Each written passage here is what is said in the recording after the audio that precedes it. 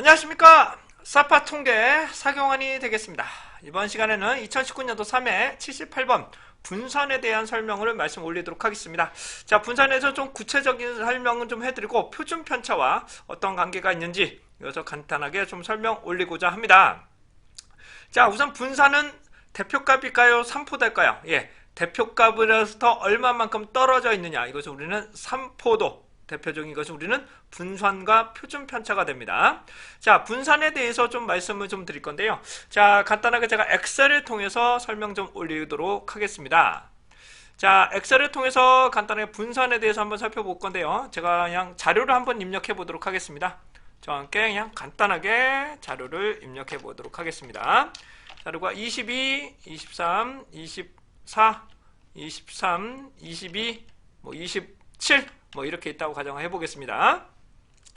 해당하는 값은 우선 저는 해당되는 분산이라는 것은 어떻게 보냐, 아까 72 전 문제가 77번이었죠.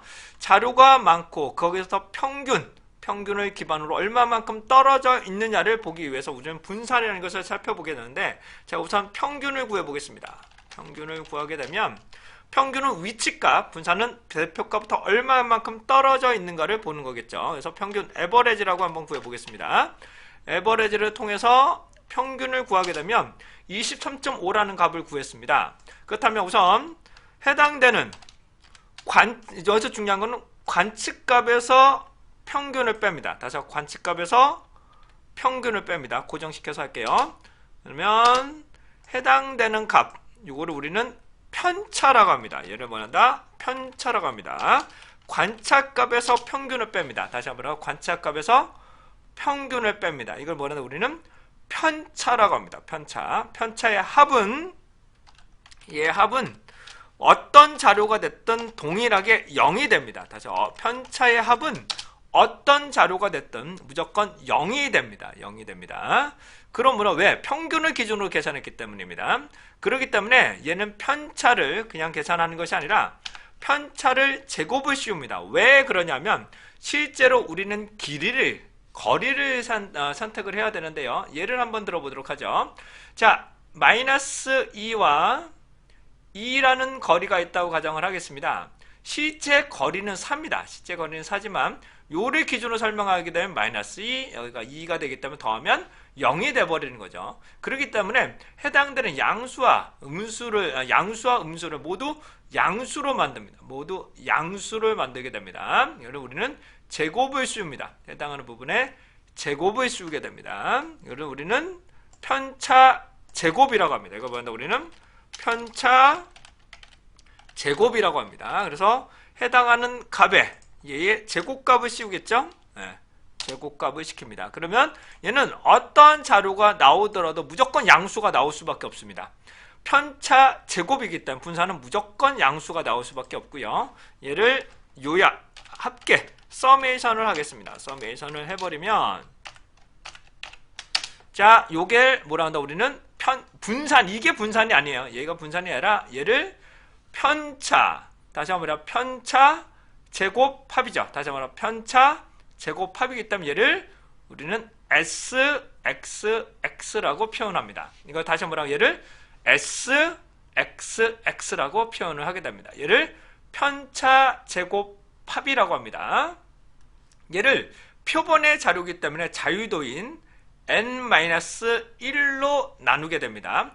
자유도라는 것은 총 개수를 알려져 있다면, 다시 한번요, 총 4개의 정보가 있다면, 총 토탈을 알고 있다면 3개만, 어떤 걸 3개만 안 되더라도 나머지 하나를 보다 효율적으로 추정할 수 있다는 것이 우리는 자유도라는 개념이 되겠죠. 그래서 4개 중에 아무거나 3개만 얻으면 나머지 하나를 자동적으로 추정할 수가 있다는 거죠. 다시 설명드리면, 이제 메뉴가 김치찌개하고 된장찌개밖에 없다고 가정하면 20명을 기준으로 하게 된다면 안 드시는 분 4명, 김치찌개 10명, 그러면 된장찌개는 자동적으로 6명이라는 것을 알아낼 수가 있게 되는 것이죠. 그래서 3개 중에 2개만 알아낸다면 나머지 하나는 효율적으로 추정할 수 있다는 것이 자유도의 개념이 되겠습니다. 그래서 n-1로 계산합니다. 현재 하나, 둘, 셋, 넷, 다섯, 6개죠. 그러므로 6-1인 얘를 5로 나누는 걸 우리는 분산이라고 합니다. 얘를 뭐라고 우리는 분산이라고 합니다. 그래서 우선 분산은 우선은 편차를 구합니다. 왜 편차를 구하냐면 평균으로부터 떨어진 정도를 봐서 이 평균부터 얼마만큼 떨어져 있는 거 보죠. 얘를 많이 밀집되어 있다면 자료들이 매우 안정적이라고 보실 수가 있게 되겠죠. 그래서 이 분산은 가급적 작게 만들어야 됩니다. 그래서 해당하는 부분을 보시게 되면 얘는 17.5를 5로 나눈 것을 우리는 분산이라고 하고 얘를 뭐라고 한다? 시그마 제곱이라고 읽게 됩니다.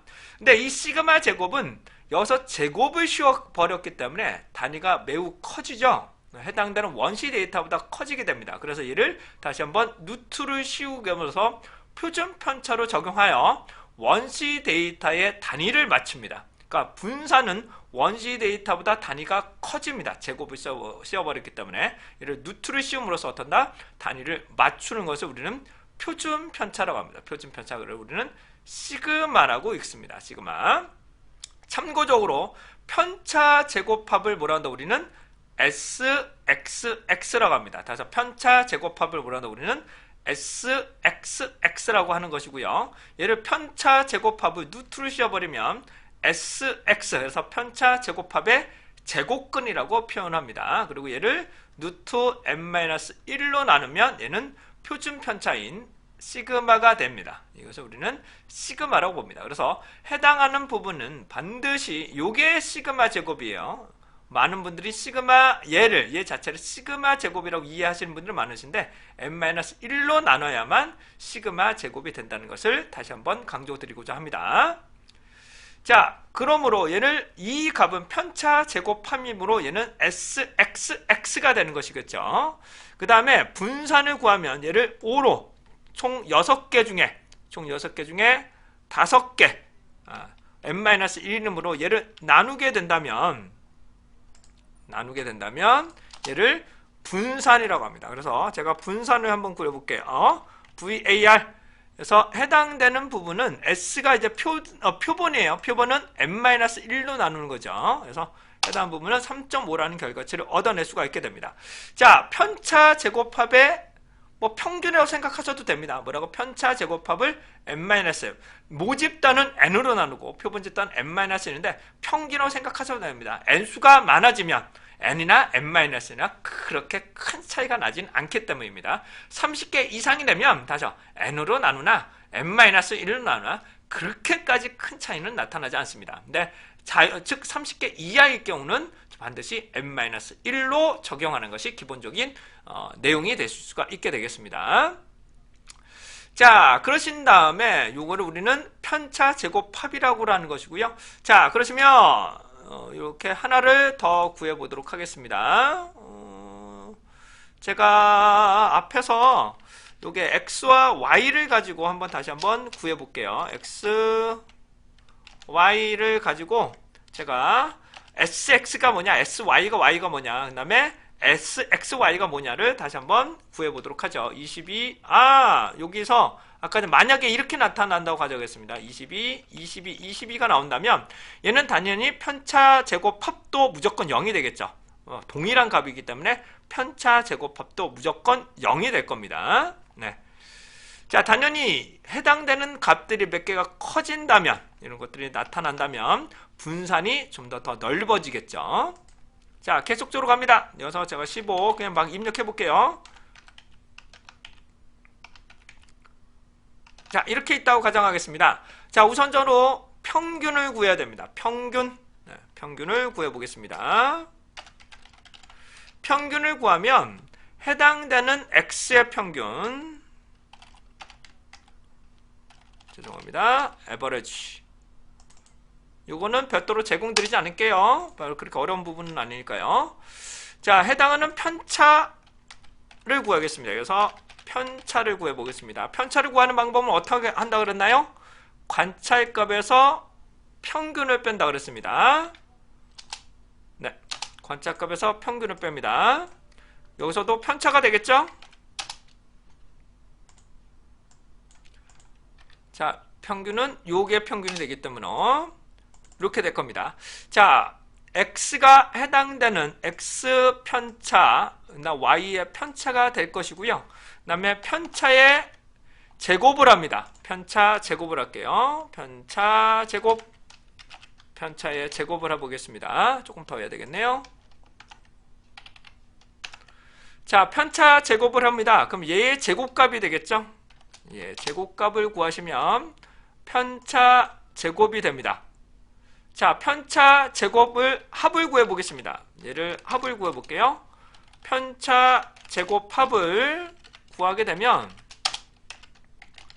자, 상대적으로 어떤 자료가, 요 자료가 x가 y에 비해서 편차가 더 작죠. 하지만 변동계수라는 것을 통해서, 왜? 평균들이 다르기 때문에 변동계수를 구해야 됩니다. 그건 나중에 하시고, 우선은 얘는 편차 제곱합을 먼저 구했고요. 그 다음에 자유도로 나누게 됩니다. 자유도로 나누면 우리는 분산이라는 것을 구할 수가 있겠죠. 얘는 편차 제곱합입니다. 자, 그래서 편차 제곱합이기 때문에 얘를 뭐라고 표현한다? 얘를 x에서 추출했으므로 sxx가 되는 거고, 얘는 어떻게 될까? sy가 되는 것입니다. 자, 편차 제곱합을 자유도로 나눠 보겠습니다. 자유도가 하나, 둘, 셋, 넷, 다섯, 6개 중에 5개로 나누므로 얘를 5로 나누겠습니다. 얘를 뭐라 한다? 우리는 분산이라고 한다. 얘를 뭐라 한다? 우리는 분산이라고 합니다. 분산. 그래서 해당되는 sxx를 다시 뭐라고요?yy죠. 죄송합니다. y를 n-1로 나누게 되면 얘를 뭐라 한다? 우리는 분산인 x의 분산, 얘를 뭐라고 한다? y의 분산이라고 해석을 하게 됩니다. 그런데 앞에서 말씀 올린 것처럼 분산은 단위가 제곱값이기 때문에 원시 데이터보다는 단위가 커집니다. 그렇기 때문에 누트를 씌움으로써 우리는 표준 편차를 계산하게 됩니다. 자, 표준 편차는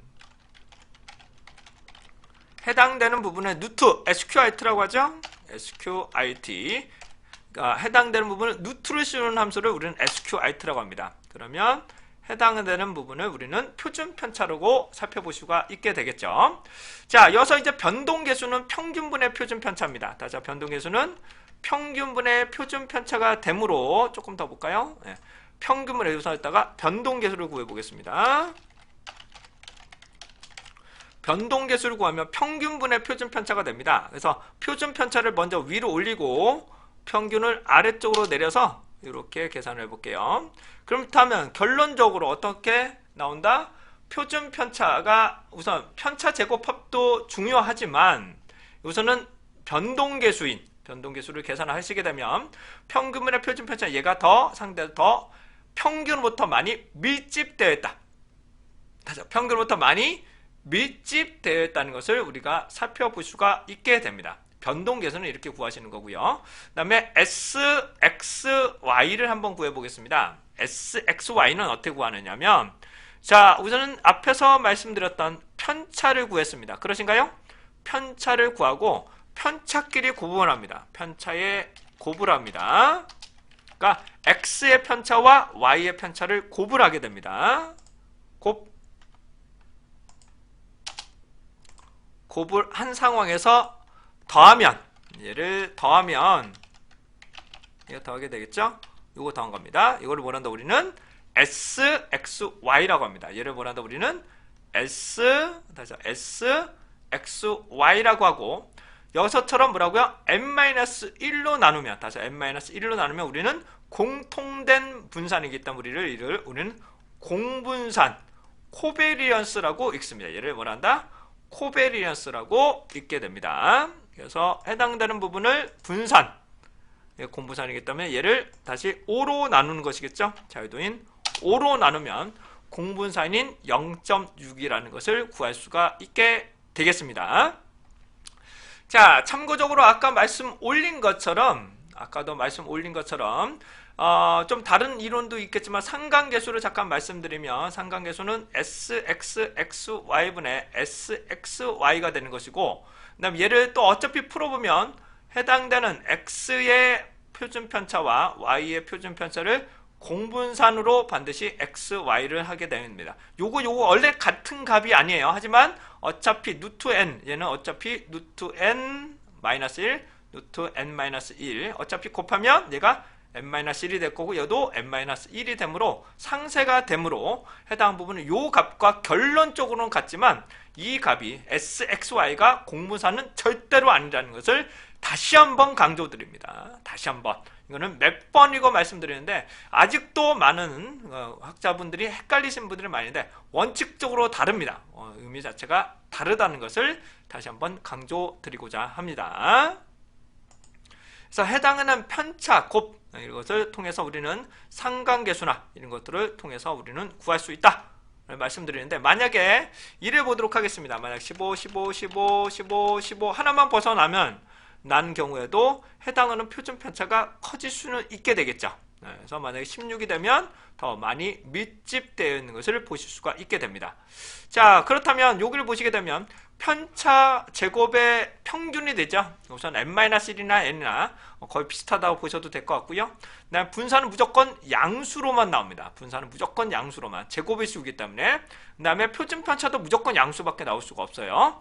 그 다음에 자료가 모두 동일하면 분산은 당연히 제로가 될 것입니다. 자료가 밀집되어 있다면 아까도 보여드린 것처럼 자료가 밀집되어 있을수록 우리는 분산 값이 작아지고 표준 편차도 작아지게 되겠죠. 그래서 우리는 많이 밀집되어 있을수록 우리는 자료가 안정적이다, 신뢰도가 높다라고 판단할 수가 있게 되겠습니다. 자, 이상으로 저와 함께 분산과 표준 편차, 편차 제곱합에 대해서 구체적으로 설명을 드렸습니다. 여러분들의 합격, 좀 어렵지만은 이것만큼은 반드시 알아두셔야 여러분들의 기본적인 나중에 가서 이해 정도가 많이 높아지실 것으로 예상이 됩니다. 여러분들의 합격을 응원합니다.